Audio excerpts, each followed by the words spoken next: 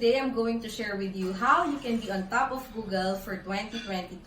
This is most especially true for e-commerce sites. So this is my SEO for e-commerce for 2022 edition. Okay, so number one is to be omnipresent. So if there's one thing that the longest Facebook downtime has taught us, it's to be present on all relevant channels online. So you have your website wherein you can appear on Google search. You have your Google business profile. You have your social media channels as well.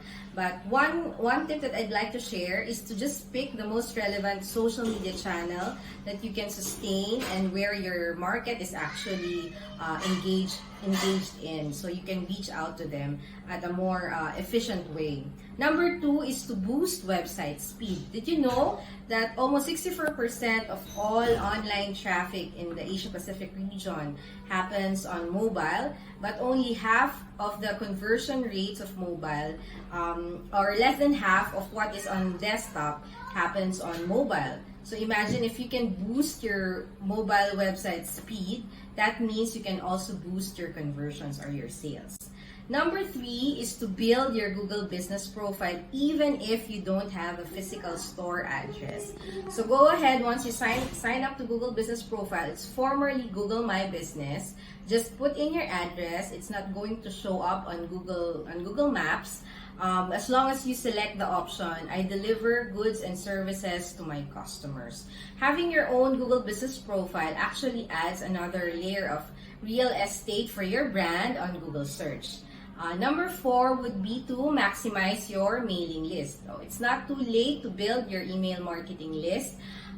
You might wonder why email has something to do with SEO, but actually your top performing content on email can be repurposed for landing pages on your website, for product pages, even blog posts, and you can even repurpose it as social media content for your brand. So email marketing also helps in boosting the interest for your business or for your product services during the micro moments journey of a customer. So micro moments would mean the little moments along the day when a user actually thinks about your brand or what you offer and then searches for you.